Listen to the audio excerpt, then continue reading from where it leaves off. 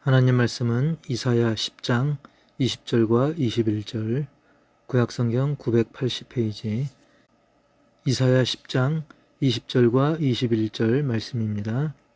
그날에 이스라엘의 남은 자와 야곱 족속의 편안한 자들이 다시는 자기를 친자를 의지하지 아니하고 이스라엘의 거룩하신 이 여호와를 진실하게 의지하리니 남은 자 곧 야곱의 남은 자가 능하신 하나님께로 돌아올 것이라. 아멘. 오늘은 하나님을 진실하게 의지하라, 하나님을 진실하게 의지하라 라는 제목으로 함께 말씀의 은혜를 나누겠습니다. 벌써 105년 전의 일이네요. 1919년 3월 1일 만세운동이 시작되었죠. 그런데 그때 당시 이틀 뒤인 3월 3일에 기독교인들에게 독립단 통고문, 오늘날로 말하면 통지문이죠. 그것이 돌려졌습니다. 자, 그 내용을 보면 우리 신자들이 3일 만세 운동을 할 때 지켜야 될 규칙입니다. 그 내용을 보면 일본인들에게 폭력 행하지 말아라, 욕하지 말아라, 이런 것은 야만인이나 하는 것이다. 대신 매일 3번 기도하고 주일은 금식하고 그리고 매일 성경을 읽어라. 그때 성경 본문을 지정해 줬는데요. 그중 하나가 바로 오늘 이사야 10장의 본문인 것입니다. 오늘 우리 모두가 당시 읽었던 이사야 10장 말씀을 통해서 그 시절 뜨거운 신앙의 열정과 비전에 동참하는 시간이 되기를 주의 이름으로 축복합니다. 먼저 오늘 본문이 우리에게 주는 도전은 하나님은 교만한 자를 물리치신다는 겁니다. 12절 말씀 보니까 그러므로 주께서 주의 일을 시온산과 예루살렘에 다 행하신 후에 아수르 왕의 완악한 마음의 열매와 높은 눈의 자랑을 벌하시리라. 아멘. 당시 아수르는 지금의 이라크 북부 지방에 위치한 강대국인데요. 이스라엘이 바로 이 아수르의 침략으로 망하게 됩니다. 사실 아수르가 아무리 강하다 할지라도 만약에 이스라엘이 하나님을 잘 섬겼다라고 한다면 이전에도 그렇게 해주셨던 것처럼 이번에도 하나님은 넉넉히 이기도록 하실 일이었습니다. 그 강력했던 가나안도 정복하게 하신 그 하나님 아니십니까? 그러나 안타깝게도 이스라엘은 솔로몬 시대 이후 하나님을 배반하고 특히 하나님이 그토록 싫어하는 우상 숭배로 인해서 하나님과 점점 멀어졌고 게다가 하나님보다는 다른 나라에 의지해서 문제를 해결하려고 했던 것입니다. 이건 마치 능력이 많은 자기 아버지 놔두고 옆집 아저씨에게 도와달라는 그런 격인 거죠.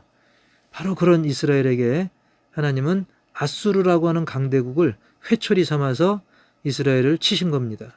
그 치신 목적은 사랑하는 자녀 이스라엘을 회개하게 하려고 그리하신 것이죠. 즉 아수르는 사실상은 잠시 쓰인 회초리 격인 것입니다. 근데 이거 참, 이 강대국 아수르는 자기가 찰나고 강해서 그런 것으로 착각하고는 아주 오만 방자했던 겁니다. 사람들도 좀 잘 나간다 싶으면 교만해지는 경우가 많죠. 갑질을 하고 사람들을 깔보고. 사실 우리 대한민국도 어느새 선진국 대열에 합류하다 보니까 과거 그 밑바닥 시절 잊어버리고 못 사는 나라 사람들에게 갑질하는 일도 잊을만 하면 뉴스에 종종 나오는 걸 볼 수가 있습니다. 이렇게 안 좋은 것은 담지 말아야 하는데 말이죠. 자, 이렇게 교만해지면 결국은 하나님의 심판을 받게 되는 법입니다. 사랑하는 성도 여러분, 질문 하나 드리면 아버지가 자녀에게 회초리를 댈 때 회초리를 사랑합니까? 자녀를 사랑합니까? 물으나 마나죠? 당연합니다. 자녀를 더 사랑하죠. 덜한 그 비교조차 할 필요도 없죠. 회초리라고 하는 것은 단지 징계의 도구일 뿐입니다. 사랑하는 자녀가 깨닫고 회개하게 하려고 사용한 것뿐입니다. 그래서 회초리는 아낄지언정 사랑하진 않습니다. 그런데 당시 아수르는 자만해져 가지고 하나님의 주권을 무시하다가 결국 하나님이 들어쓰신 또 다른 회초리, 또 다른 강대국 바벨론에게 얻어맞고 나중에 망하게 됩니다. 아수르라는 회초리를 꺾으신 것이죠. 그리고 이 아수르가 얼마나 망했던지 오랜 기간 그 흔적을 찾기가 어려울 정도였던 것이죠. 자, 마찬가지로 이제 105년 전 일본은 마치 아수르처럼 갑질을 넘어서 지독한 만행을 저지르면서 우리나라를 탄압했습니다. 여기서 멀지 않은 그 제암리교회 보면 거기에 막 마을 사람들 또 성도들 가둬놓고 불도 지르고 그러지 않았습니까? 당시 우리나라는 정말 흑암 속에서 헤매던 그런 상황이었습니다. 그럼에도 믿음의 사람들은 이 말씀을 통해서 하나님께서 반드시 일본을 심판하실 것을 믿었고 훗날 실제로 원자폭탄 투하를 통해서 그 일들이 이루어졌죠. 그리고 당시에 많은 독립운동가들이 하나님을 믿었습니다. 우리 김구 선생님도 경찰서 10개 짓는 것보다 교회 하나 짓는 게 낫다라고 말씀했었고, 조만식 선생님, 안창호 선생님, 이상자 선생님 등등 많은 분들이 하나님을 믿으면서 하나님의 때를 기다렸던 것입니다. 지금도 사단의 세력들은 세상의 많은 수단과 방법을 이용해서 교회를 짓밟으려고 하고 있습니다.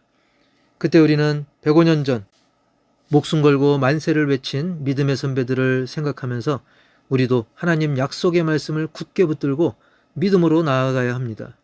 어차피 교만한 자는 하나님께서 손을 봐주실 것이기 때문에 심판은 하나님께 맡기고 우리는 그저 신자로서 할 일들을 겸손함으로 믿음으로 하면 되는 것입니다.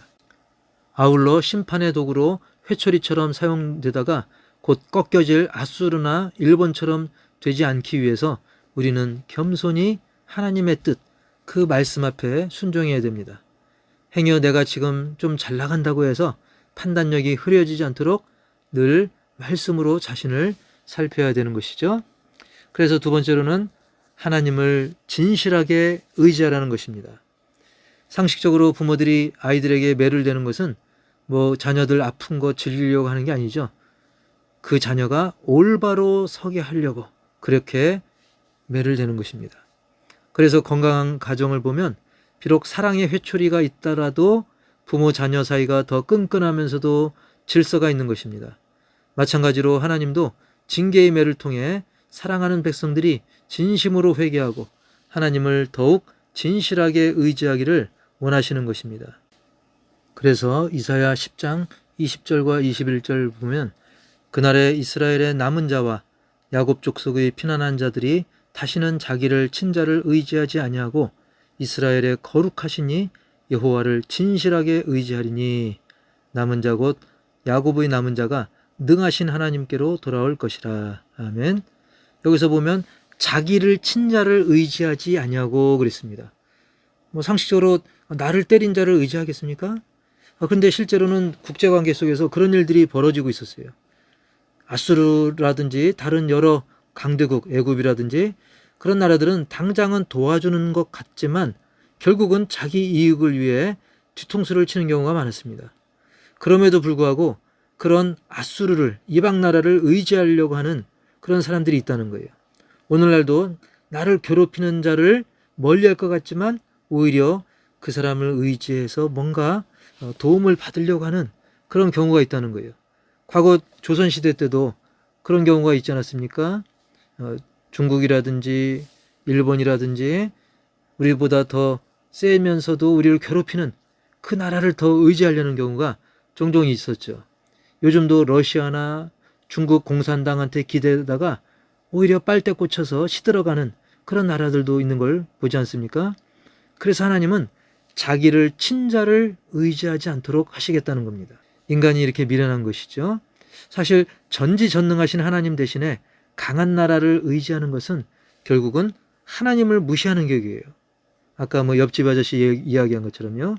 고로 우리 신자들은 때가 되면 꺾여버릴 세상의 것들을 의지하지 말고 변함이 없으시고 진실하시며 사랑에 충만하신 하나님을 더욱 의지해야 됩니다. 하나님은 얼마나 우리를 사랑하십니까? 예수 그리스도의 죽음으로 그 사랑을 이렇게 증명하지 않았습니까? 고로 우리는 하나님을 진실하게 의지해야 됩니다. 아까 20절 말씀에서도 하나님을 진실하게 의지하리니. 아멘. 하나님은 한때 이용해 먹을 수단이 아닙니다. 임시로 잠깐 기대는 미신이나 우상 따위가 아닌 것이죠. 세상의 존재들은 결국 상황 따라서 돌변하게 되어 있습니다. 현대 국가관계나 인간관계를 보면 현대뿐만 아니라 옛날도 마찬가지죠.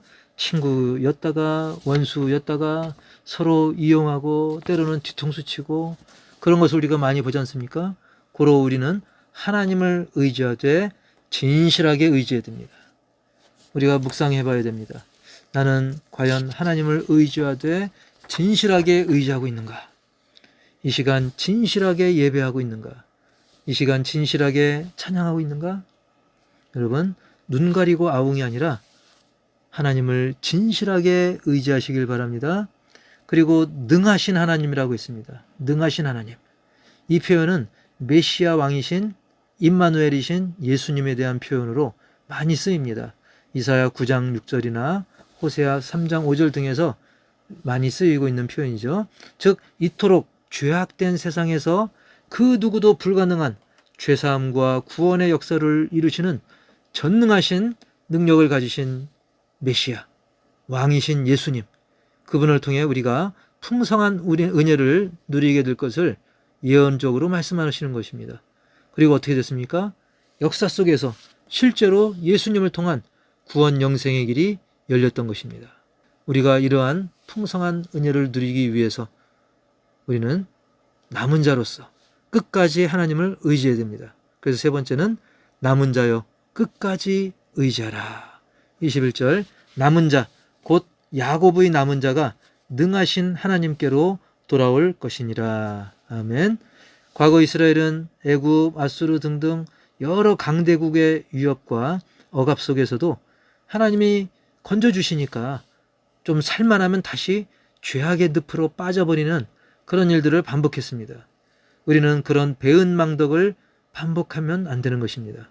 대신 위기 속에서도 3.1운동을 했던 성도들처럼 하나님이 우리와 항상 함께 하신다는 임마누엘 신앙과 또한 비록 우리가 죽더라도 결국은 부활 영생을 누리게 하신다는 부활 신앙을 가지고 끝까지 최후까지 생명 다하기까지 하나님을 꽉 붙드시기 바랍니다. 결코 포기하지 마시기 바랍니다.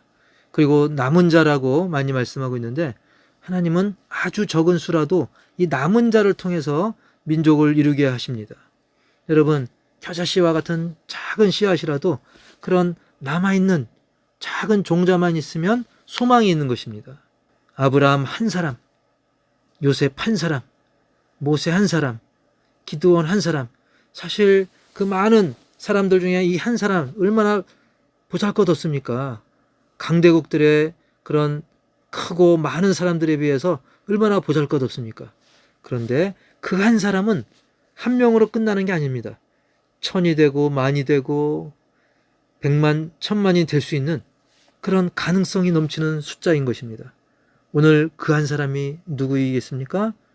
바로 저 한 사람, 나 한 사람, 우리들 각자 한 사람 한 사람임을 믿으시기 바랍니다. 수가 적다고 기죽을 필요 없습니다. 하나님이 남기신 한 사람은 하나님 눈밖에 난 1000명, 10,000명보다 귀하고 강한 것입니다. 하나님의 한 사람은 세상의 10,000명보다 귀한 것이죠. 이제 오는 금요일이 곧 3.1절인데요. 105년 전 당시 신자 비율이 고작 1.3%였습니다. 100명 중에 1명, 2명이 아닙니다. 100명 중에 1.3명, 2명이 채 안 되죠. 1000명 중에 13명. 그런데 그들이 엄청난 이 3.1운동에 있어서 큰 역할을 감당했습니다. 대한독립에 큰 역할을 감당했습니다. 얼마나 열심히 했으면 그때 당시 3.1운동 당시 교회는 47군데나 불이 탔어요. 다른 데는 불이 안 탔습니다. 교회만 47곳이나 불탔어요. 그만큼 독립을 위해 큰 역할을 했습니다. 그리고 당시 민족대표 33명 중에 몇 명? 절반에 가까운 16명이나 신자였던 것입니다. 즉 기독교 인구가 1.3%인데 당시 민족대표 33명 중에 거의 절반이 신자였다는 거예요. 그만큼 작은 숫자이지만 큰 영향력을 우리 기독교인들이 교회가 끼쳤던 것이죠. 그 과정 속에서 온갖 고초와 순교도 있었지만 믿음으로 하나님을 진실하게 의지하고 하나님을 끝까지 붙든 신자들은 결국 모두 부활 영생을 이룬 줄 믿습니다. 일당 백이라는 표현도 있는데 우리 신자라면 하나님을 진실되게 의지하는 신자라면 일당 백을 넘어 일당 천, 만, 천만, 억도 가능한 줄 믿습니다.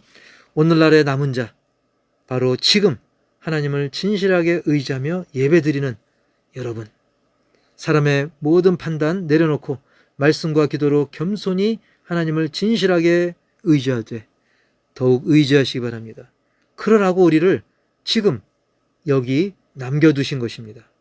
하나님께서는 분명 여러분을 세밀히 인도하사 저 천국으로 이끄시며 이 땅에서도 임마누엘 능하신 성자 하나님 예수 그리스도를 통해 주시는 풍성한 은혜와 복을 누리며 전하게 하십니다. 3.1절을 앞두고 이렇게 외쳐보길 원합니다. 대한독립 만세, 능하신 예수님 만세. 예수님을 믿는 저와 여러분 모두 만세 만세 만만세. 왜? 우리에겐 영생이 보장되어 있기 때문이죠. 예수 안에서 영생이 예비되어 있습니다. 오늘 말씀대로 우리가 교만한 마음 다 버리고 하나님을 진실하게 의지하며 끝까지 의지하고 승리하는 남은 자로 쓰임받기를 주의 이름으로 축복합니다.